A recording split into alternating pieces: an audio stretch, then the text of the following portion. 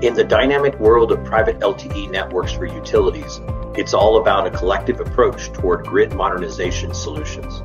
Join us alongside leading utilities including Ameren, Evergy, Lower Colorado River Authority, San Diego Gas Electric, and Xcel Energy, who are driving the evolution of utility private wireless networks with Anterix.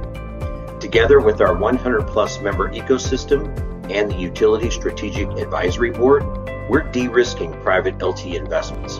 We're not just providing solutions. We're pioneering a cleaner, safer, more affordable, and secure energy future through 900 megahertz powered private LTE networks. By joining us, you're part of a force driving innovation, accelerating returns, and future-proofing the entire ecosystem. It's more than spectrum. It's about evolving together. Don't miss out. Embrace the power of collective action, ensuring a sustainable utility private LTE evolution. To learn more, visit Anterix.com. Well, hello, everyone, and welcome to the UTC podcast. I'm UTC President and CEO Rusty Williams. I want to thank you for joining us on this edition of the podcast. If you've been listening, you know we've been working to make this podcast a little bit better. I've been calling it the refreshed version of the podcast, but we want to make it more relevant for everyone and get you the information that will help you on your day-to-day job, and then have the guests that are interesting and we all want to hear from. And speaking of that, in today's episode of the podcast, I'm excited to have with me Mike Jonas. Mike is the CEO of the LightRiver Companies. Many of you know Mike. He's been around the industry for quite a while, and now he is serving as the CEO there at LightRiver. On a personal level, Mike and I's relationship goes back several years, and which even included one stint of us working together, but that's another story for another day. But most of you probably know Mike at some level and have seen him around UTC events. So first, Mike, I'm glad to have you here on the podcast, and it's great to have you with us. Much appreciated, Rusty. I couldn't be happier to support you and the UTC. Thanks for having me today. Yeah, and we appreciate what you guys do, what LightRiver and all your friends there at LightRiver and Mr. Paskowski and the others that are part of this. We appreciate your support. And I know you've got a pretty varied background in this industry. We may know you from the past 10 to 20 years, in working with LightRiver and specifically directly with us, but your career goes way back beyond that. Why don't you give us a little background rather than me reading through your resume and talking about all the things? Just give us your kind of background, your career highlights from your perspective. Well, thanks. As you suggest, thanks for that. I'm an older gentleman, but still having fun, still curious, still interested, still energized, and still learning.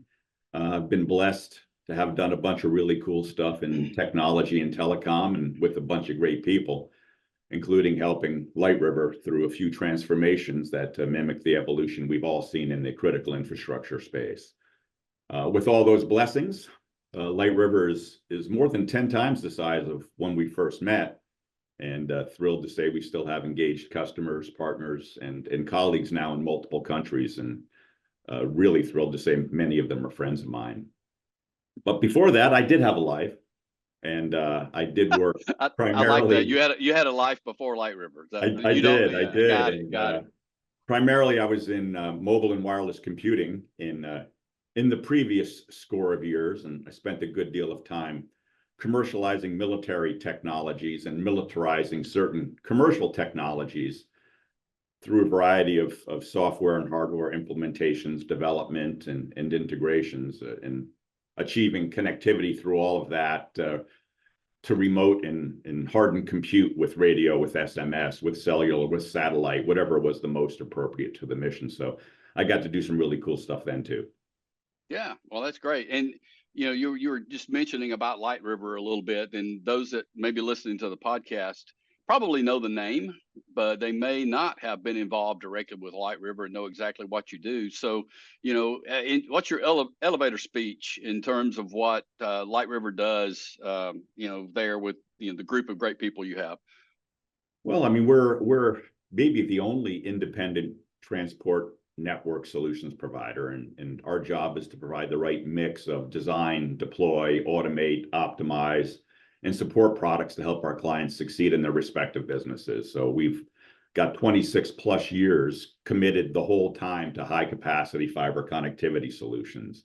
Not Wi-Fi, not voice, not LAN, but 5 nines kind of transport networking. And every investment we make allows data to flow as efficiently and predictably and profitably as possible. Optimizing network operations kind of from the server to the sea is our current role. And whatever the marching orders are from our customers, that's kind of the suggested solution we'll make. And it, we started the journey here at LightRiver supporting utility networks only. Those utilities in those days all thought it was a great idea to start UTelco subsidiaries. So all of a sudden, LightRiver was in both utility and telco. And a couple of years later, as you remember, they invented the cloud. And the cloud and data center become also an important sector for us as network talent started to flow from utility and telco to those networks. We started to add the capacity for those operators as well. But basically, we support fiber optic transport networks where the operator measures the excellence of their network. It's not best case. It's not, I hope it works. These are folks that are measuring the performance of the network and the fidelity of their businesses based on it. So for today, 90% of our business is in utility, cloud, and telecommunications network operators. Yeah. And what we do in this business, whether it's the utilities that are doing their own internal operations networks, or it's telcos and all the others, that's critical not just to our business, but it's critical to the world we're in and the customers we serve. And when you think back over, I like you said you were an older gentleman. I'll call it experienced. Thank you. That's how I call it. You're recovering now. I will call you and I that because I fit in the same category. It's interesting being in this stage of our careers, so we can look back and see a lot of things that have happened and that we've survived, and transformed through the years.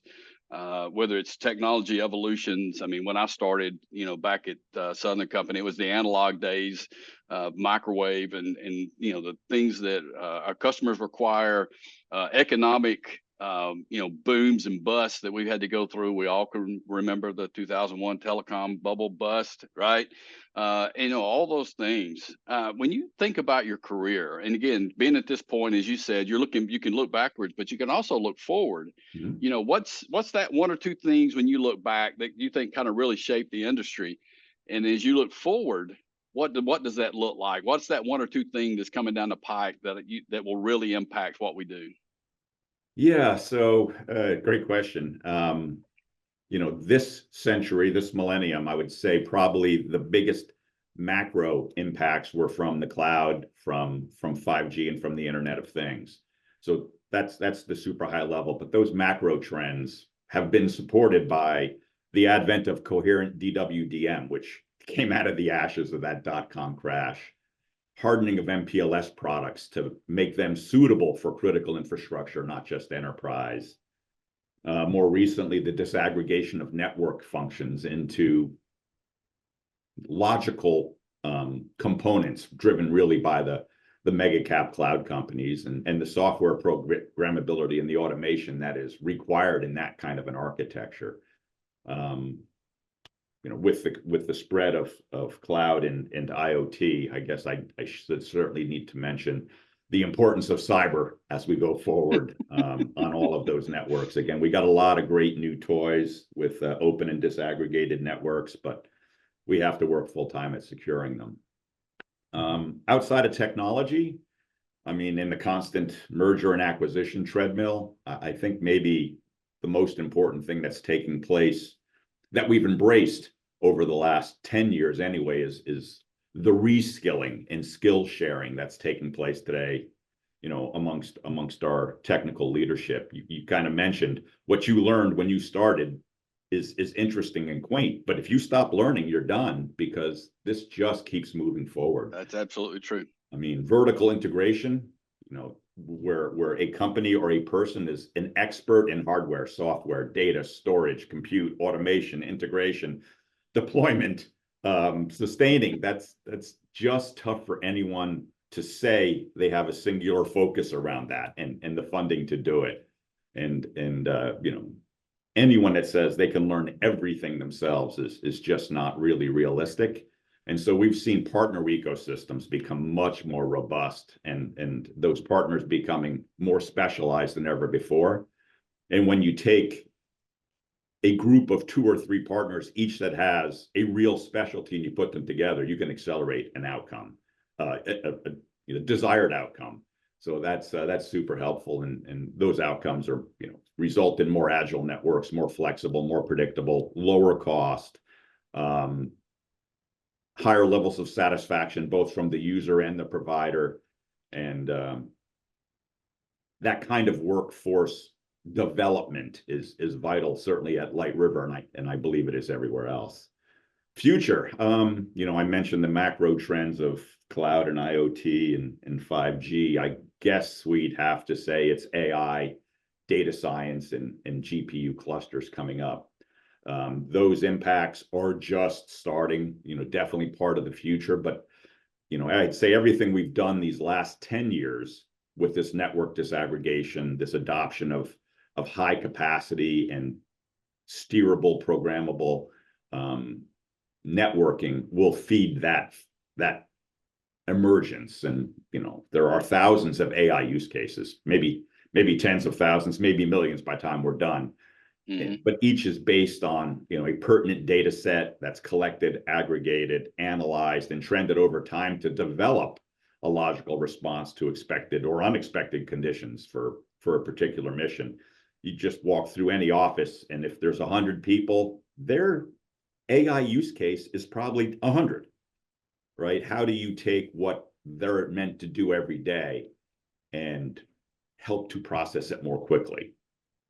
And if we're in the electric side of the business, right, your electric utility, not only is AI providing a lot of capabilities, or we expect it to, but one of the residual impacts that's going to be significant is we've gone from an industry over the last 10 years that's been talking about a 1-3% load decrease over time, to now, because of a lot of these things. And it's interesting to read the details of what causes it, but you're talking about 8, 10, I've seen numbers as high as 17% annual electric load increase driven just by these technologies. And I think that's always, that's a residual you don't think about, but with the impact of green generation, our environmental rules that are causing utilities to, shut down or significantly modify, coal-fired generating plants and all,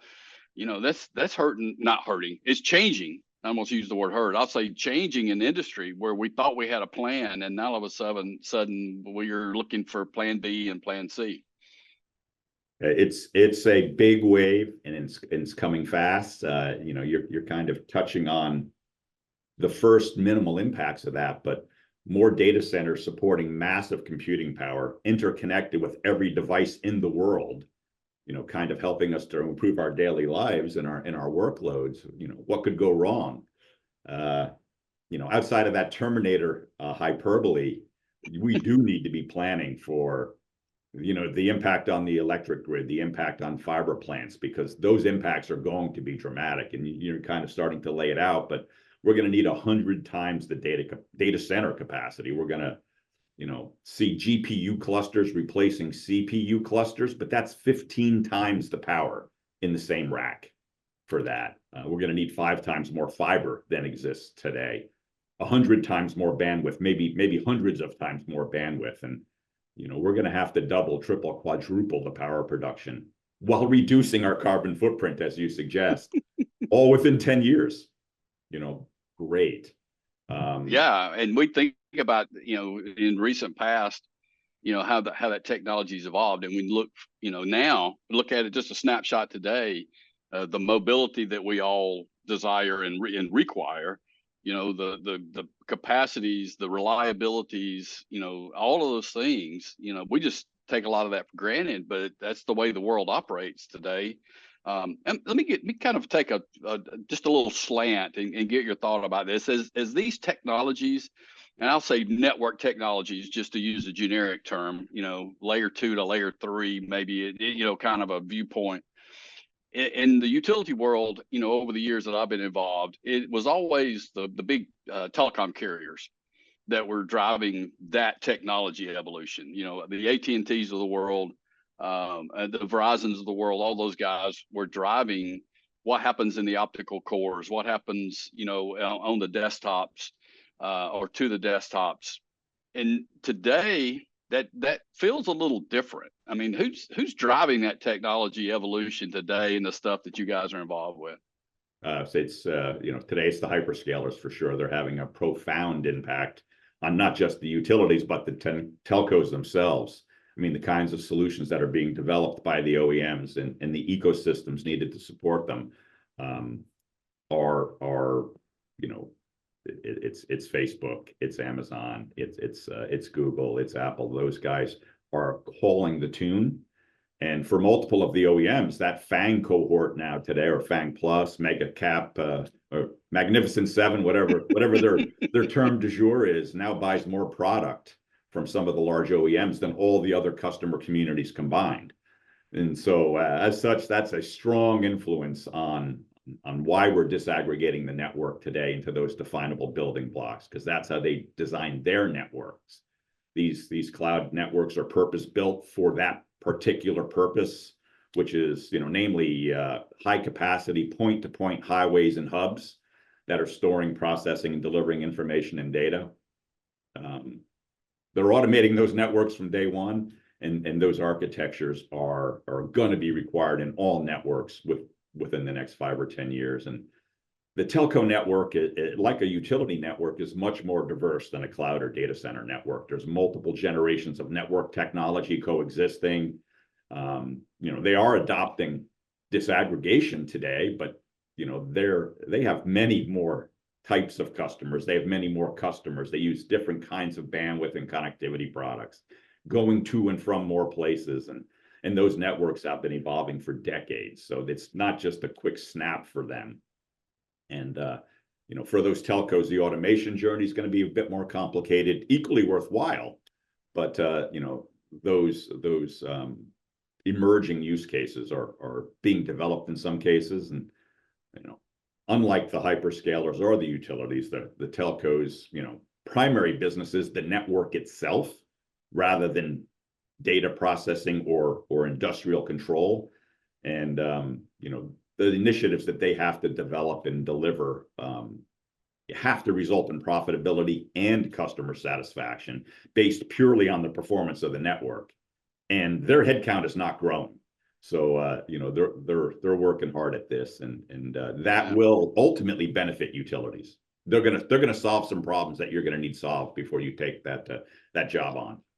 Yeah, and you think about some of the ecosystems that are created in those kind of environments, and how industries like the utilities, and that's the one we're in, can take advantage of that. I'll tell you a great example of that's going on today is just the wireless LTE infrastructure. Mm-hmm. Right. I mean, the carriers developed that, and that was what was where they were going for their mobile networks to provide the capabilities that end users wanted. But now utilities are building those private LTE networks for their own internal needs, for grid mod and all the other things that they have to take care of. But they're able to leverage that ecosystem that exists. Right. They've got to overcome the barrier of spectrum. Yep. Right. They've got to figure that part of the equation out. But once they decide on a spectrum band, or whether they're buying, leasing, or whatever they're doing, they've got that ecosystem there that they can leverage, and the carriers have driven those prices down. And you're right. I think from the hyperscaler perspective, it's going to happen, in that world as well. And to me, again, being the old guy around, thinking about those data centers going to being built in places that are co-located with large generating facilities. You bet. Or even the hyperscalers purchasing or installing generation capability in their facilities. I was in a meeting yesterday where we were talking about the small modular nuclear reactors. You bet. You know, it may not be the local electric utility guys that are buying those and putting them in. It could be the Apples of the world or the Googles of the world that are doing that. Well, I mean, even what was it, a month or a couple months ago, Amazon is working to buy that nuke, at least the nuke capacity in Pennsylvania. So I think we're going to see all of the above. They're going to buy all the capacity from an existing nuke plant, but they may very likely become their own generating sources so they can put that data center anywhere they want. Yeah, and you mentioned earlier in a previous comment, you uttered the term artificial intelligence. Right? Yeah. We can't have a meeting. We can't have a cup of coffee without talking about AI these days. But it's real. But when you think about it, you know, some people think of AI as a new thing, right? And we've never seen it before. You know, what's going to happen? You know, you said Terminators. You know, the robot, rise. All the robots are going to rise up, take over the world. But there's a lot of things that's been going on in recent past that I think is kind of couched in the AI world. I know LightRiver is involved in a lot of what typically referred to as network automation or network control. Talk about that from your perspective. I mean, AI, we know kind of what it is, and you elaborated a little bit earlier. But from a private network operator's perspective, is the whole idea of automation and control and visibility, what's that mean to you in LightRiver? Well, I mean, we believe completely in the necessity of automation for network operations now. Autonomous automation, we'll see that will take place, and it does take place today. I mean, the number of connected devices plus the capacity, the bandwidth capacity required for all those devices is expanding dramatically. And with that expansion, we're all trained now to expect instant results on demand, anywhere, anytime. That's based on automation. You don't get there any other way. In the IT space, which is a much more homogeneous kind of network, that's been part of the day-to-day for a while. But as you suggest, in the OT space, our environment is very different. And again, still mission critical, multiple protocols, 5 nines, deterministic, predictable, resilient. And when millions of people are relying on our network performance, it's pretty serious, right? Constant operation is not nice to have, it's required and challenging, especially as we are bridging last generation, current generation, and next generation technologies. And the utility and the telco market have huge embedded investments in network. They're not tearing it out. You probably knew that. And providing more connectivity options in more places, at more times. But as this AI wave in the data center and store and compute capacity joins our daily lives, it's going to be much more critical. And we believe bridging that past, current, and future networks is an absolute requirement for success for anyone who relies on the network for any part of their business. And we are investing heavily there. And from a practical point of view, what are you going to do otherwise? The U.S. is not producing enough engineers. And those new technology waves, all those new use cases, automation has to be part of the vocabulary. It's going to be a great career vector for folks, but there's no other way to do it. You're going to need specialists in a given market, experts with complementary technologies and architectures, preferred outcomes, but all of that has to be automated. Someone has to think, a human has to think about what makes the most sense. But you're right, we've been doing this for years, and maybe we used to call it machine learning, maybe we used to call it if then else. All of that leads us to AI, built on really fast and really expansive data science. One size doesn't fit all, but every operator needs to leverage automation and should. Yeah, the whole workforce issue is a different conversation, right? Just in general. That's a whole podcast and couple more. Absolutely. And so, how do you overcome that? It's not just a cost issue. There is a, cost concern, obviously, but even if you had all the money in the world to go, manage and operate your network, you're still going to have a hard time finding those bodies out there and having those capabilities. I've tried to explain, people have asked me, what does AI mean to the electric utility world? And I've described it similarly to what you did. I make it a little bit more analogous of, we've got devices now on the electric grid, thousands of them off of a, one distribution substation feeder where, 100 years ago we had 0. 20 years ago, we'd have 3 or 4. And now all of a sudden we've got a meter on the side of everybody's house that can talk to us. Every street light can talk to us. Everything can talk to us. And so you're getting just tons and tons of data. But what does that data mean to you? It doesn't mean anything unless you can figure something out, make it make sense, have usable, actionable information. And, it's going to take some kind of tools like that, like you're describing, like we'll just generically call AI or automation or whatever we want to call it. Otherwise, we're just sitting here drowning in data, and the operations of the network are not going to change at all.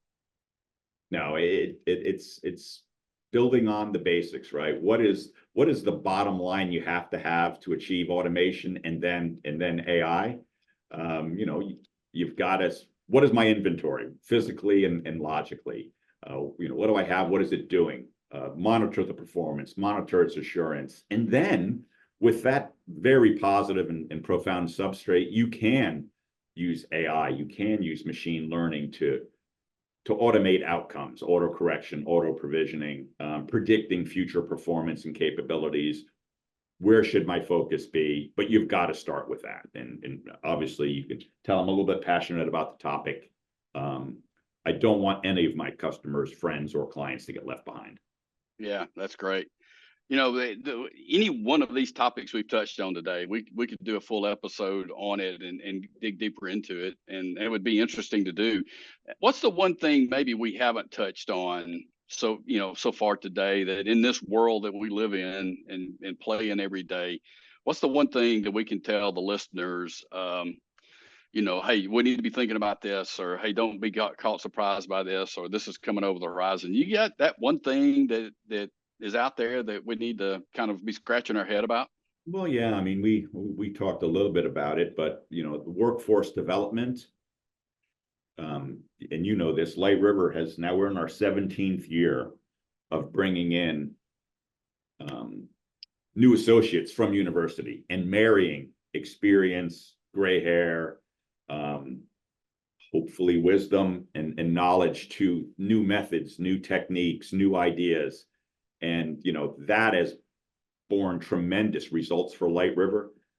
It should also be part of the thinking for every one of our clients. We know a lot, we've learned a lot, we've done a lot, but there's new ideas, there's new approaches. And, we've had a tremendously positive success, both on our software development team, as well as our systems design and deployment team, from marrying the two worlds.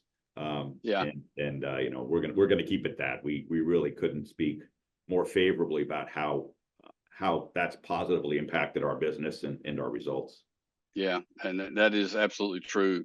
It's hard to find those types of skill sets in the marketplace, and starting young, starting fresh, and building that expertise. The goal is hopefully you can keep a good number of those in for a longer period of time and end up helping everybody. Well, Mike, I appreciate you being with me today. It's it's a lot of topics. Would love to sit around and have a cup of coffee, and I do enjoy doing that with you and the others there at LightRiver, and look forward to doing it again. And maybe we can do this again in the future, and we'll pick some more topics and talk about it. But I want to thank you for being with me today and being part of the podcast. My pleasure. Looking forward to seeing you next. All right, that will do it for this edition of the UTC podcast. I hope you'll subscribe to this podcast and everything the UTC does, and be on the lookout for some future episodes in the coming weeks. I hope everyone has a great day. Thanks. Thank you for meeting us at the intersection. For more information about the Utilities Technology Council, visit utc.org.